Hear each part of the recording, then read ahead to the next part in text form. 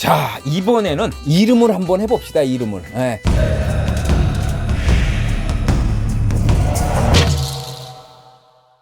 사람은 누구나 다 이름이 있어요. 사람뿐만이 아니고 이 세상에 있는 모든 생물, 무생물은 다 이름이 있습니다. 이름이 있어야지 그 사람이 존재의 이유가 있는 거고 실체가 있는 겁니다. 이름이 없으면 없는 거예요. 그런데 사람의 몸은 하나야. 이름도 하나야. 그런데 사람의 몸은 공간의 다양성이 없어요. 지금 유튜브를 찍고 있기 때문에 내가 이 공간에 있지만 이 유튜브를 보는 모든 사람들한테 지금 다 영상적으로 나가고 있잖아요. 그렇지만 실질적으로 난 이 공간에서 움직일 수가 없는 거예요. 하지만 이름은 하나의 이름, 조기문이라는 하나의 이름이 있지만 지금 영상을 보시는 모든 분들도 조기문이라는 이름을 듣고 있지만 그 외에 나를 알고 있는 모든 사람들, 그 사람들 머릿속에도 조기문이라는 이름은 들어가 있는 겁니다. 그래서 이건 이름은 무한대입니다. 무한대. 이름이 하나인데 사람들한테 각인되는 것은 80억 인구한테 다 각인이 될 수가 있는 거예요. 어떤 면에서는 이름이 그러니까 자기를 대신하는, 자기를 대신하는 대표성인 거지. 그러니까 명성을 날린단 말이 괜히 있는 게 아닙니다. 명성 날리려면 이름이 굉장히 중요하죠. 오죽 우리나라 속담에 그런 게 있습니까? 호랑이는 죽어서 가죽을 남기고 사람은 죽어서 이름을 남긴다. 서양 속담도 있어. 서양 속담도. 이름은 영혼이 입는 옷이다. 어떤 면에서는 서양에서 이름을 더 중요시 여겼다고 봐요. 실질적으로 제가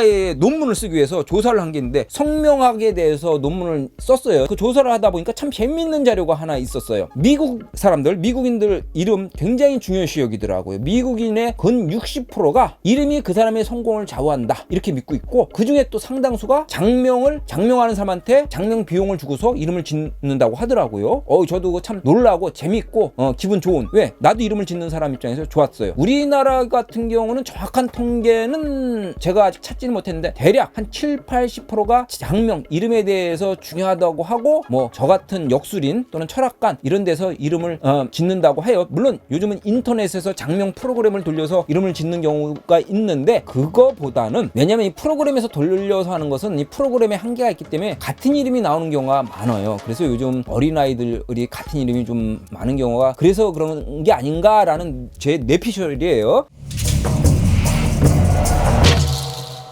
그래서 이 전문가한테 조금 비용이 좀 들더라도 의뢰해서 맡기는 게 좋겠다 이런 생각이 드는데, 이 우리나라 사람의 이름은 성과 명으로 되어 있어요. 그래서 성명이거든요. 성은 집안, 가게, 족보, 김씨, 이씨, 박씨 이런 족보고요. 명은 개인의 이름이에요. 개인의 이름. 그래서 두 개 합쳐서 성명이라고 하는데, 우리나라의 성은 언제부터 만들어졌느냐? 신라시대부터 만들어졌어요. 신라시대에 나당 연합군이 삼국을 통일하면서 이제 통일신라가 되거든요. 그 무렵에 신라에서 당나라 한자 성을 받아들이기 시작합니다. 그때 뭐 김유신의 그 김씨도 그래서 들어온 거다 이렇게 생각할 수 있는데, 아니, 그건 아니에요. 원래부터가 그 김씨, 박씨, 석씨, 배씨, 정씨, 최씨 이렇게 해서 이씨 이렇게 해서 9개 본래부터 있었던 성이 제일 오래된 거고요. 그 이유는 이제 당나라 이후에 이 한자 문화가 들어오면서 성이 쭉 만들어져서 처음에 신라 시대에는 왕하고 귀족만 성을 가졌습니다. 그러다가 이게 고려까지 그런 패턴으로 내려옵니다. 불과 우리나라 인구의 한 10% 정도 양반이었고 성을 갖고 있었고, 조선시대에도 임진왜란 16세기 18세기 전까지만 해도 우리나라 천민이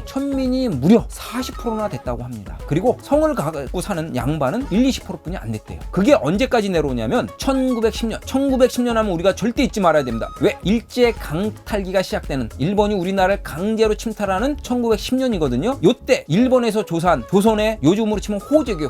호족을 보니까 우리나라 인구의 80%가 성이 없는 거야. 내가 이게 자료를 조사해서 한 게 아니고 뭐 논문을 쓰다 보니까 자료 조사가 됐는데, 지금은 돌아가셨어요. 우리나라의 족보와 성과 이름 이거에 아주 최고의 권위자이신 서울대학교 교수였는데 지금은 돌아가셨어요.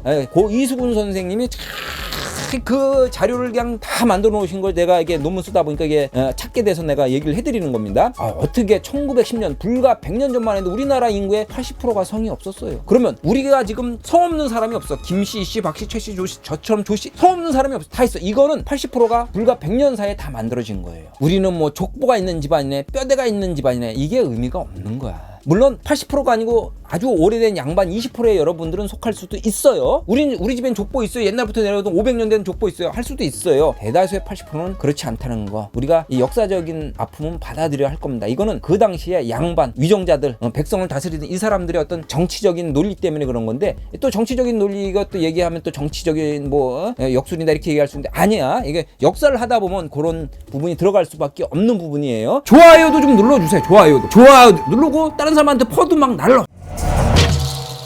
족보, 성, 우리가 돌림자로 성을 많이 쓰는데 지금은 많이 돌림자를 성을 많이 안 씁니다. 근데 돌림자로 성들을 많이 씁니다. 그게 돌림자가 언제부터 시작이 되냐면 중국에는 없어요. 우리나라에만 있어. 일본도 돌림자는 안 씁니다. 이름에 고려 때, 고려 중후기에 몽고의 침략을 받아요. 그래서 우리나라 남자들이 전쟁터에 나가서 죽고 다 도망가고 그래요.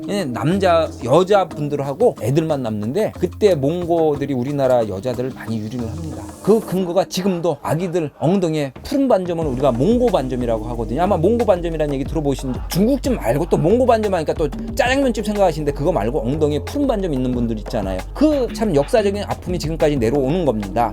그런 게 하나 있고 또 하나 임진왜란 정유재란 때 7년 8년 전쟁 동안 또 우리나라 남자들 전쟁터에서 나가서 죽고 일본 애들이 그 외놈들이 들어와가지고 또 다 또 여자들 유린하고 하다못해 농계가 진주성에서 적장 끌어안고 죽는 이런 일도 있지 않습니까? 또 양반들이 또 전쟁 끝나고 돌아오니까 자기 족보 찾겠다고 또 이게 돌림자 만들고 족보 또 만들고 그러다 보니까 또 가짜 족보가 막 나고 이렇게 된 거야. 사실은 이 돌림자 쓰는 거, 족보 쓰는 거 이거는 우리나라 남성들이 여성들을 제대로 지키지 못한 데서 자기 씨를 찾겠다고 합리화시키고 말도 안 되는 명분을 만든 가부장적인 사회제도에서 나온 역사적인 문화적인 부분에서 나온 거기 때문에 돌림자는 사실은 전혀 의미가 없는 거다. 나는 이렇게 내 개인적으로는 내가 성명학에 대해서 논문을 쓰다 보니까 그런 결론에 도달했습니다.